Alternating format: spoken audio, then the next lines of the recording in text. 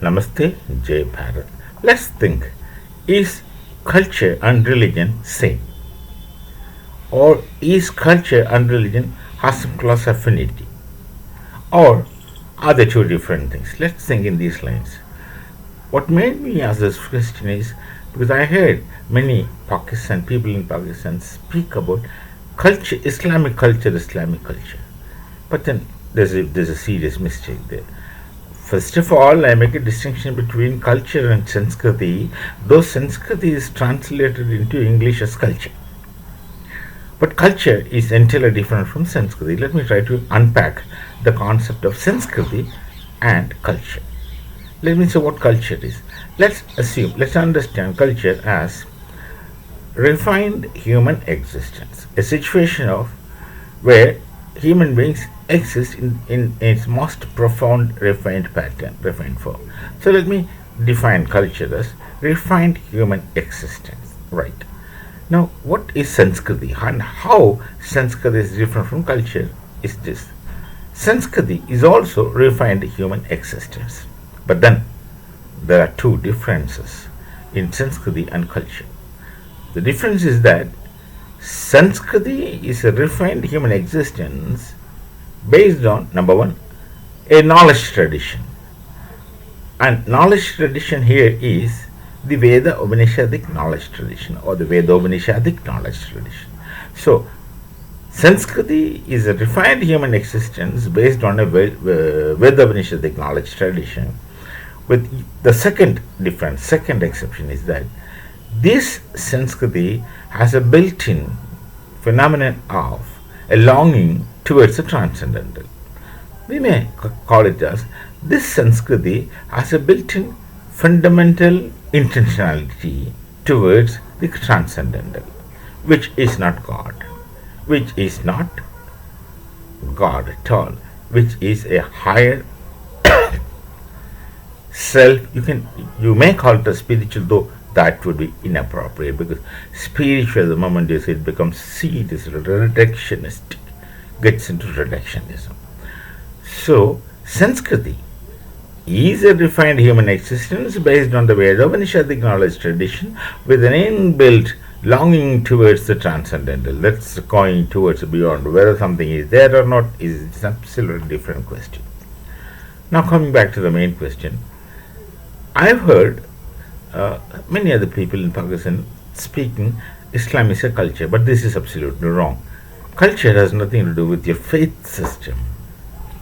Faith system may get built into the culture. I'm talking about culture, not Sanskriti. Sanskriti will entirely be different. Maybe I'll come back to that. Your culture, faith gets associated with culture and that's it. But when the faith travels from one society to another society, which is from one culture to another culture, the faith travels, but not the culture travels. The mistake what Pakistan Muslims do is that they have adopted a faith system from a different culture, and they are unable to adopt that culture, and at the same time unable to shun whatever they have got ancestral culture. So there becomes a semblance of mistake. Neither here nor there. Not that they can never be an Arab for that matter, with their cultural they can never belong to the Arab culture, and they can never shun their culture, which is basically Bharatiya Sanskriti in toto. But they're neither there nor here. So that anachronism, that mistake goes with them, continues with them, which makes them a semblance of mistake. Problem for them will continue. Now, faith system, when it travels from one culture to another culture, normally how a faith system behaves is that when it travels from one culture to another culture, it adopts the new culture because those people who accept the new faith system, they accept the new faith system with their available culture. So that faith system get integrated into the cultural system which is already in existence there. So that you look at the Buddhism religion. It's originally from Bharat. Buddha, so to say, was a Hindu. and he has a separate branch of knowledge tradition, which of course is essentially based on the Veda Manishiti knowledge tradition, but it branches into newer direction and practically has all functionally and practically it's new, not different but a variant. Buddhism has traveled. Jain Dharma doesn't go for proselytizing, but Bauddha Dharma has traveled. It had gone to Japan. It had not carried Bharatiya Sanskriti with the Bauddha Dharma to Japan.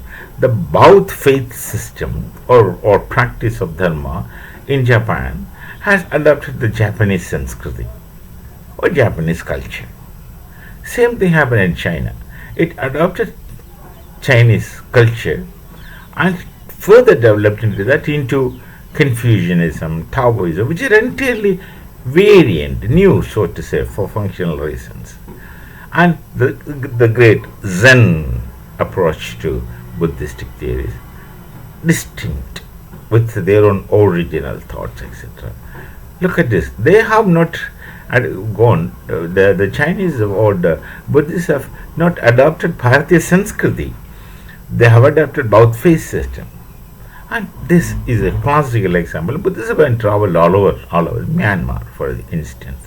They have their own distinct cultural, and in the same culture, the faith system travels, but the culture doesn't travel. The faith system, when it enters into a new culture, it adopts that culture, because think about who becomes a new faithful. Though they are the people of one particular distinct society with a distinct culture that you can't change. They adopt a faith system, but where is the space for them to adopt a new cultural system? It's impossible.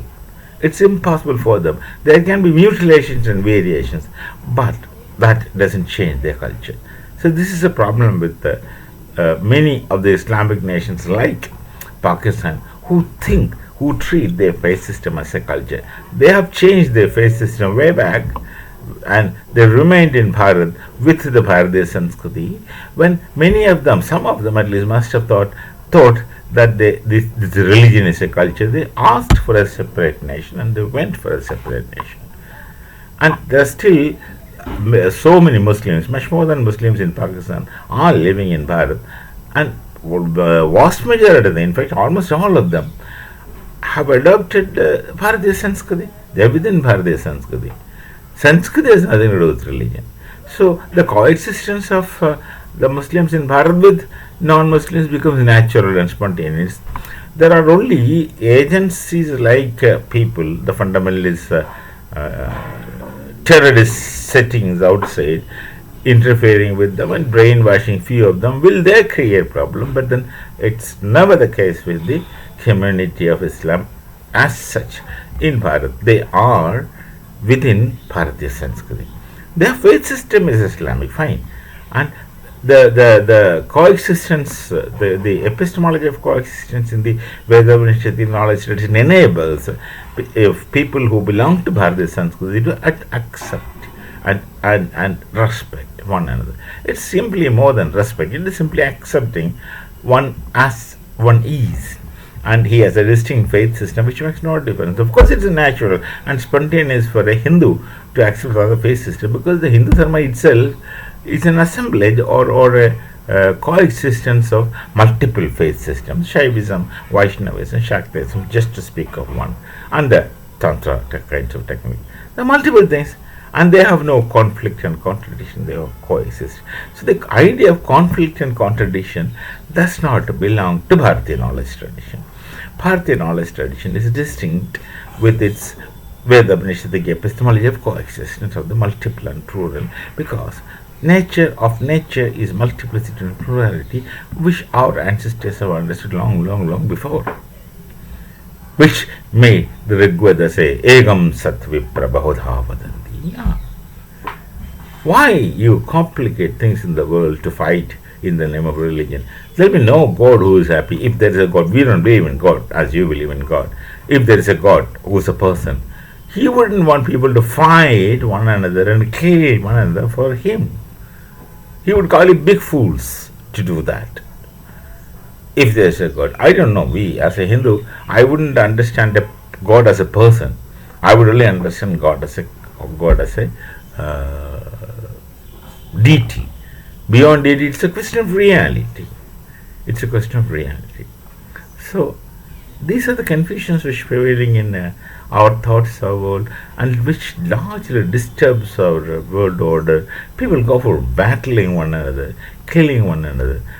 Humans behave as aliens.